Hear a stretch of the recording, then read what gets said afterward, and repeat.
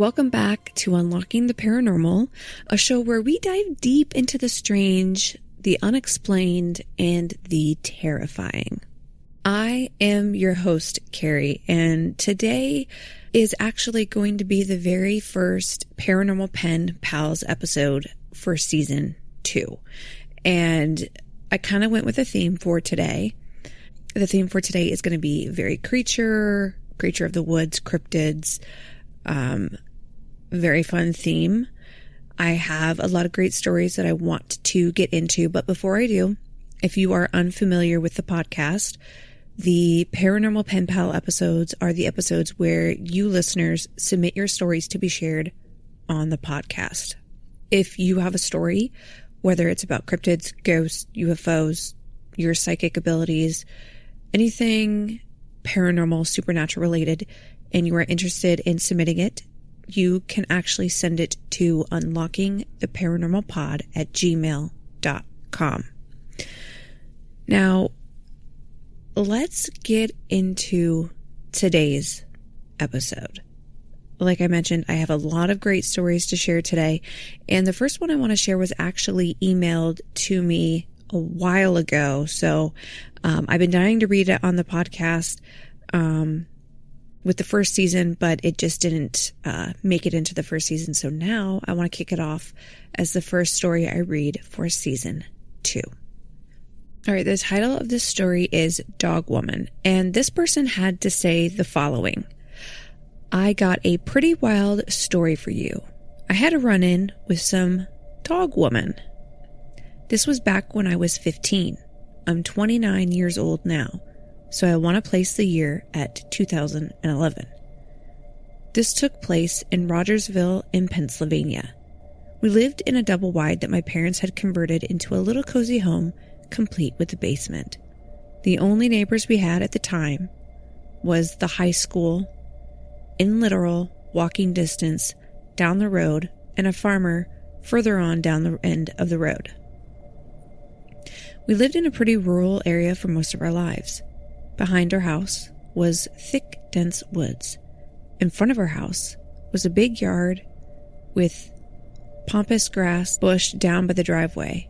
And to the side of our house was an open field with lush green grass and an apple tree. There was also a creek and a stone bridge that was attached to our driveway. This was smack dab in the middle of winter. We were right in the middle of Christmas break off school. Christmas literally just days away. My mom worked overnight as an LPN and Dad worked overnight as a fuel truck dispatcher, so me and my brother Zach and Wyatt had the whole house to ourselves for the night. I was in the living room watching Larva on my laptop on a TV tray in front of our living room recliner, feeling a little pooped. I love that you were watching Larva. I had just worked my butt off at weightlifting practice and had just got home. My brother Zach was lying on the couch.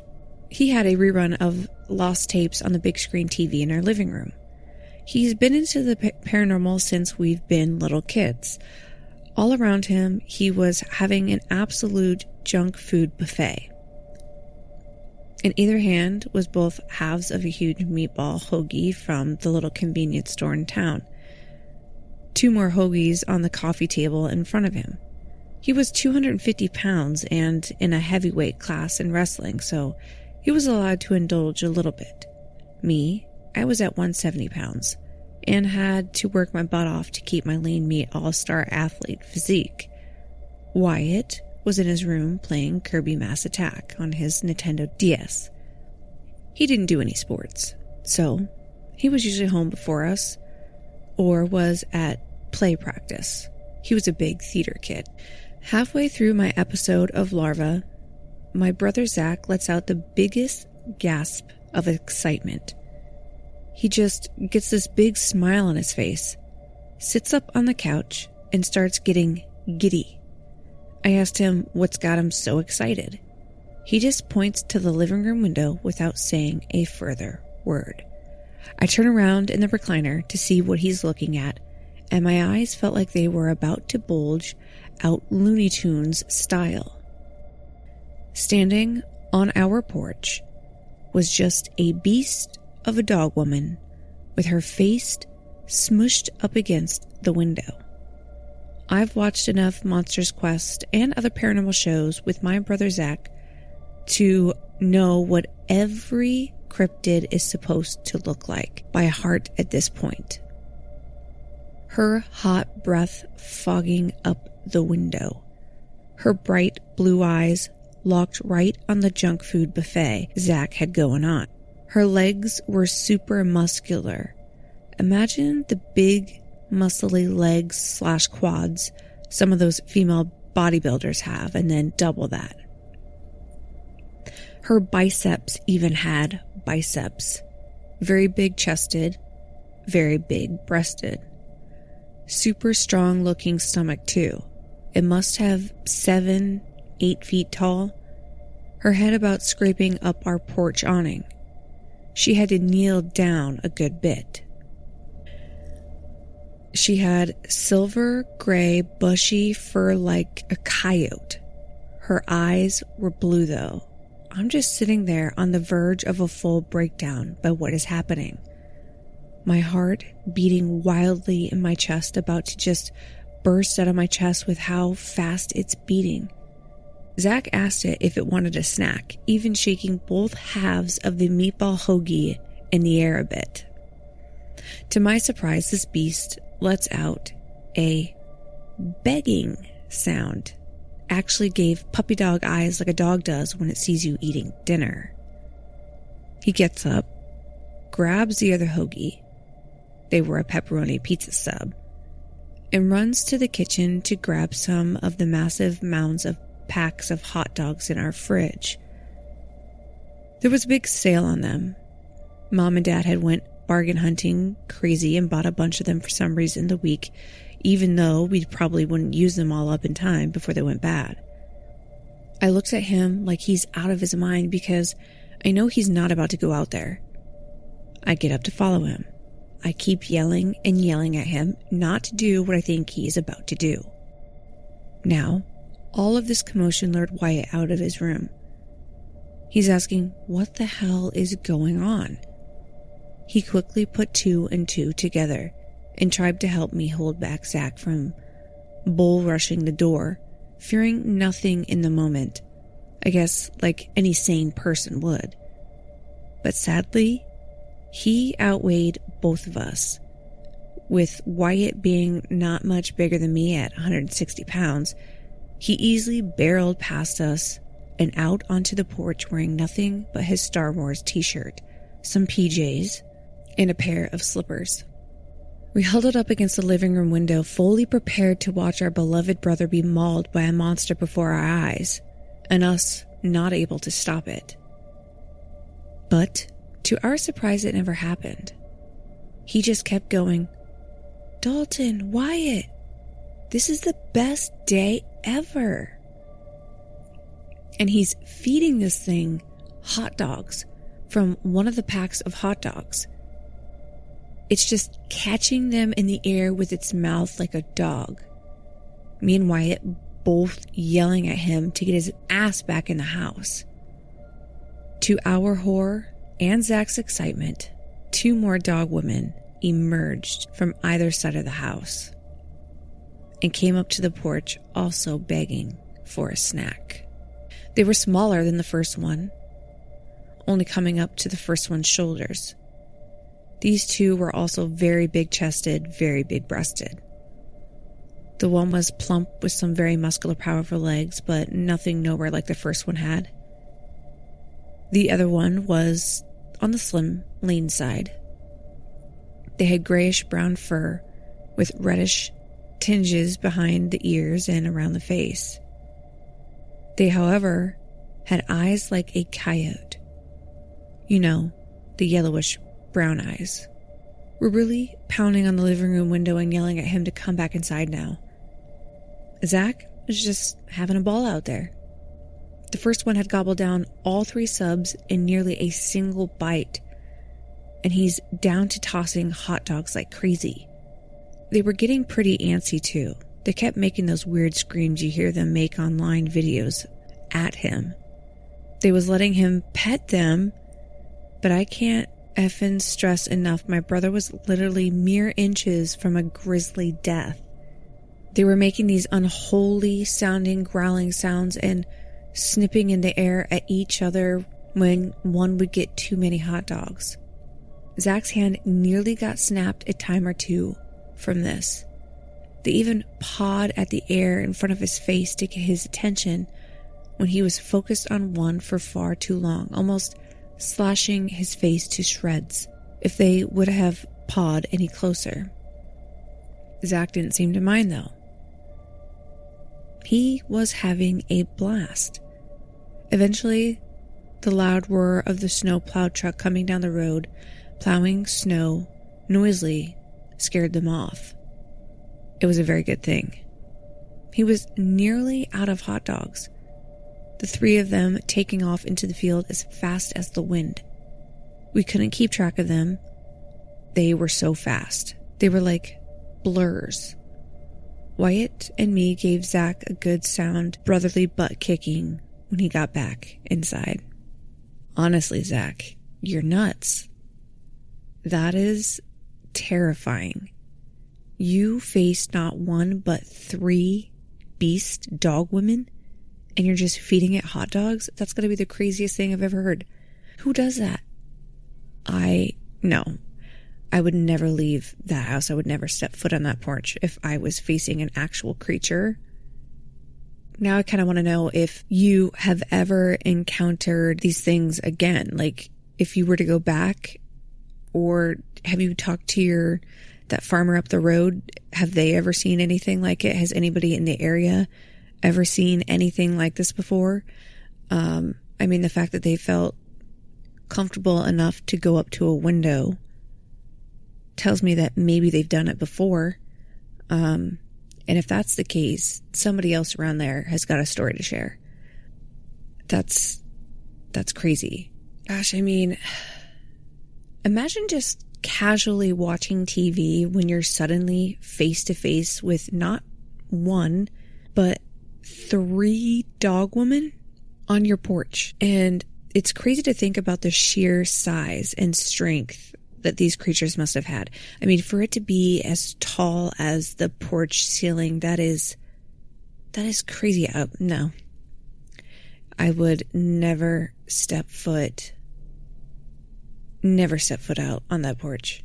And I get that Zach was totally into the paranormal and had seen probably every paranormal show under the sun, but what compelled him to actually approach this creature? Now I kind of want Zach on the podcast. If you were the person that submitted this story and you were listening to this podcast episode, can you have your brother come on the podcast and explain why the hell he thought it was a good idea to go out there and feed a Dogwoman hot dogs and his hokey subs? I want to know what was going through his mind, because that's just like the craziest thing I've ever heard. His level of excitement. No. And honestly, that plow coming down the road probably saved Zach, because what would have happened if he ran out of hot dogs and that plow wouldn't have come by? They probably would have eaten Zach. Like, they're hungry. They're begging for more food. They're getting your attention by swiping at your face. And then luckily that snow plow came along. I just imagine that playing out, him running out of hot dogs and trying to slowly back away maybe, and then them just pouncing, all 3 just going full throttle and mowing down Zach. If you disagree, if you think they would have left, let me know in the comments. Let me know, what do you think would have happened if Zach would have ran out of hot dogs before the plow went by, or if the plow would have never gone by? Do you think they ever would have left? What would it have taken Zach's brothers to get rid of these things? And honestly, what would have stopped them from just busting through the window and getting Dalton and Wyatt too? I don't know. Let me know in the comments what you think. All right, next, we actually have a chilling firsthand account from Reddit's Our Cryptids. And let me tell you, this one has stuck with me. Just imagine a late night drive, a quiet, desolate Midwest road, and something crossing the highway that defies all logic. This isn't your typical deer in the headlights story. Now, normally when we think of cryptids, or cryptid encounters, we picture a deep forest, maybe an isolated mountain range, or a fog-covered lake. But this happened on an everyday back road that gets traveled all the time. Just empty stretch of fields all around, rolling hills, but absolute darkness. Let's get into the story. What was this thing? It's hard to explain. I've never believed in anything like this. Ghosts were a bit out of reach for me. Aliens, well, of course. But myths and legends? I thought they were either based off some truth or just made up for entertainment. I went out on a late night adventure with a date. We drove about 30 minutes out of our city to grab food in a different town. This place was open late, and it wasn't McDonald's. So we figured, why not? I wanted to avoid tolls, so I took the back way. Why pay a toll for a quick trip? We left around 11:30 p.m. It was December, late, in the middle of nowhere. I kept my music loud and my brights on, watching for deer and other suicidal animals. We passed some cars, but traffic wasn't too bad.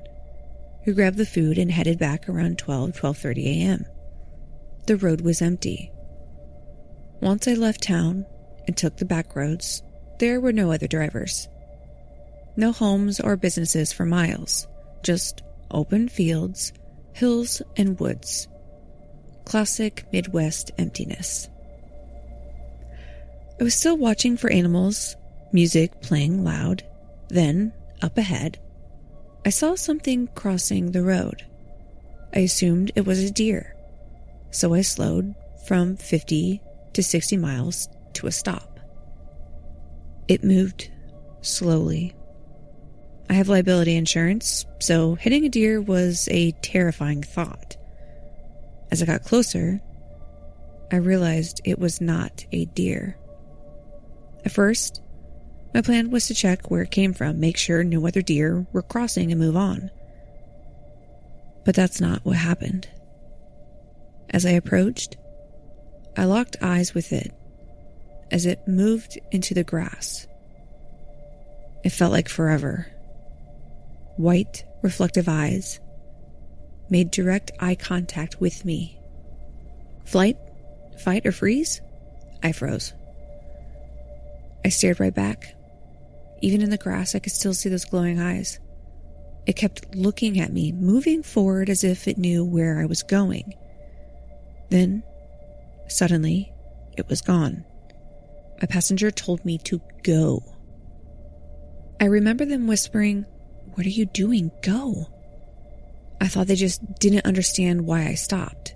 So I asked, "Did you see that?"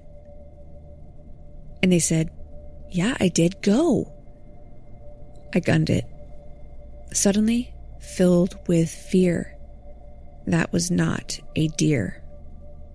The moment kept replaying in my head. We talked about it later on. And here's the thing. At that time, my brain assumed deer. But now, I don't know what the hell I saw.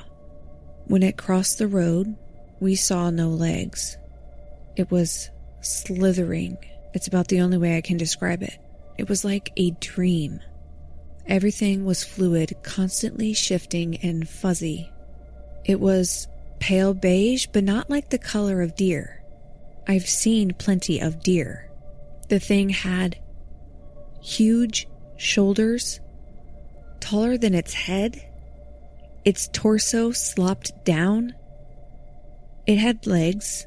The hind ones must have been much smaller than the front. The head was torpedo-shaped. No ears, no nose. No antlers, no tail. No fur. No flesh. No defining features, just like in a dream. Its eyes were close set, reflecting bright white. When it moved, it didn't trot or walk like a deer. Its shoulders rolled. My passenger even said it looked like it could have been bipedal. They didn't see the head, didn't see the eyes staring at me. They claimed they were yelling at me to leave, and I don't recall that. I only remember hearing them faintly telling me to go. I don't know what to believe. Hours later, we were still shaking, and I have this fear that won't go away. This is 100% honest and true. What the fuck was that thing? And that's the end of the story. And honestly, I have zero clues and I have zero answers. That is probably one of the weirdest creatures ever described to me. Absolutely terrifying. And here's what really gets me about this story is that they describe their memory afterwards and it felt very much like a dream. The distortion of reality is something that comes up again and again in high strangeness encounters. I mean, could it just be a stress-induced thing? Maybe. Or could it be something linked to the paranormal? With how these creatures show up in our world. People who see UFOs, shadow figures, or cryptids often say the same thing. It's like their brain couldn't fully process what they were seeing. Almost like reality glitched for a second.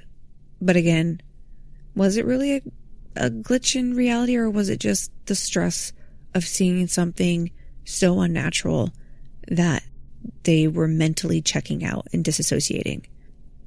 And honestly, if it wasn't just a deer seen at a weird angle, then what was it?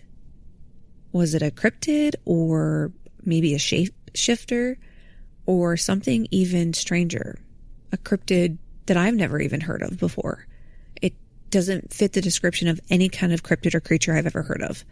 And it's truly, truly, truly a bizarre sounding creature. Now, I kind of want to hear from you guys. Has anybody encountered a creature that looked like this before? Like I said, it's something that I've never heard a description of before, so I'd be curious to hear if anybody else have seen anything like this before. I mean, if you have, drop the story in the comments or send it to me in an email. I'd love to have maybe a follow-up episode with other creatures that people have encountered or creatures that were very similar to this one.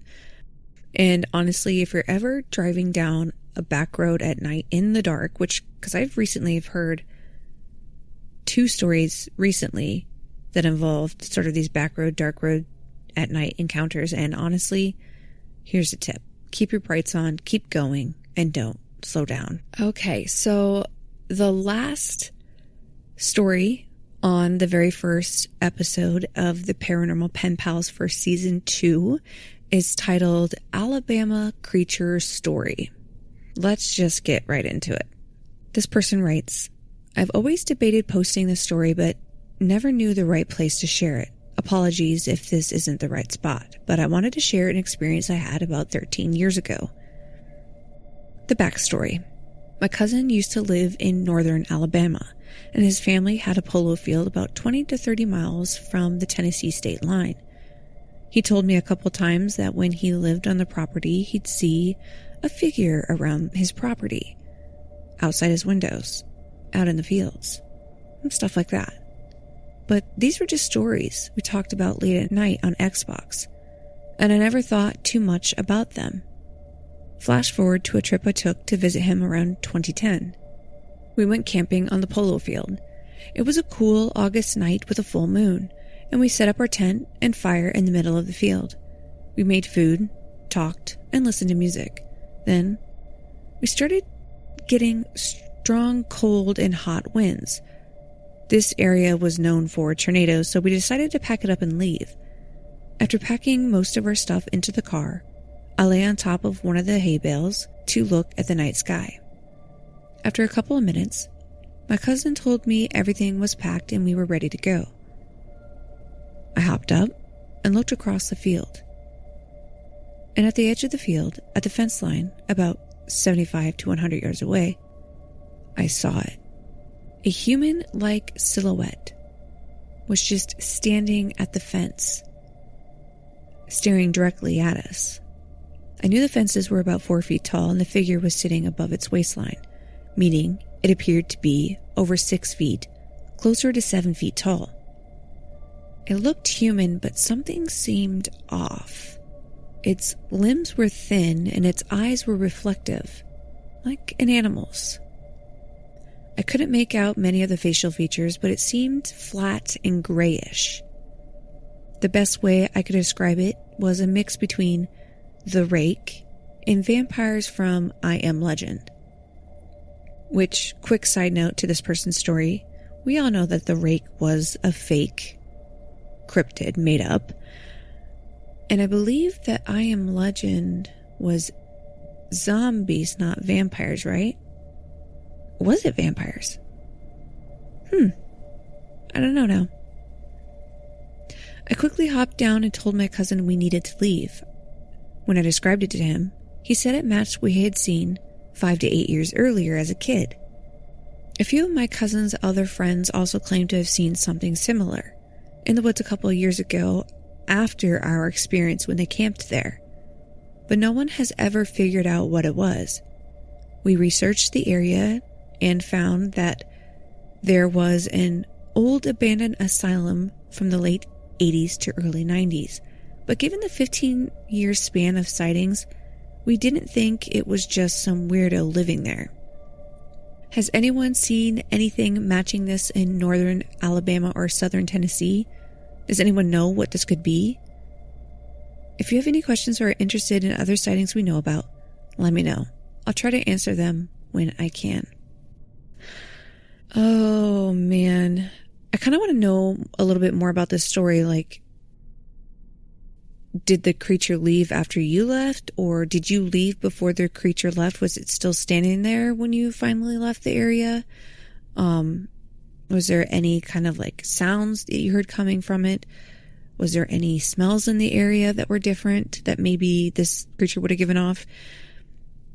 Did you see it actually physically move and walk? And if you did, how did it look? How did it appear? That's kind of the things that I kind of want to know from this story yet.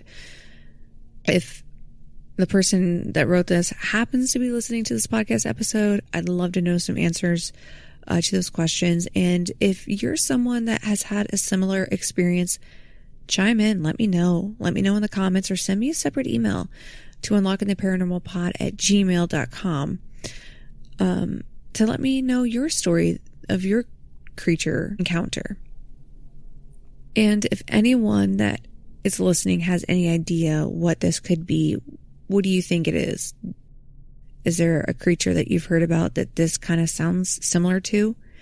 All right, so that concludes the stories for the very first Paranormal Pen Pals episode for season 2. And I hope you enjoyed it because I absolutely love cryptid or creature stories. I have not ever encountered one myself. And so hearing these stories is always really interesting to me because I kind of want to know what other people have encountered when it comes to weird cryptids or creatures. So if you have a story of your own and you want to share it, just to share it with me, you can. If you don't want it read on the podcast, that's perfectly fine. If you just want to email it to me personally, I would still love to hear the story. And if you want it shared on the podcast, write in, let me know. Again, it's unlockingtheparanormalpod@gmail.com. You can put in the email if you want to remain anonymous. You do not have to share your name. You can remain anonymous. You don't have, I don't have to share that detail. And it doesn't have to be just a cryptid encounter. It could be a UFO. It could be a ghostly encounter. It could be anything paranormal related. If you are a practicing witch or Wiccan and you want to share a little bit about something that you've done in the outcome, or if you're a psychic, or if you have mastered telepathy, let me know. Send those stories into the podcast. I'd love to share it. And it's not too late to get your story entered in to be shared for season 2. I have recorded most episodes for season 2 at this point, and I have a lot of themed episode for season 2 for the Parapal stories. But like I said, it's not too late for me to add yours to the collection. And don't forget to check out the researched episodes of Unlocking the Paranormal. I have haunted locations, UFO encounters, and other weird, strange, paranormal related stories that I'm sharing on season 2.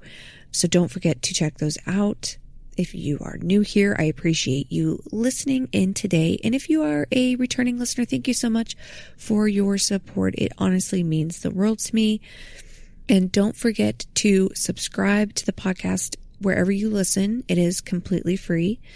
And don't forget to check out our social media and follow on Instagram and TikTok and Facebook, where I share additional creepy content. And until next time, everyone, stay curious, embark on the journey, and may you find the key to unlocking the paranormal.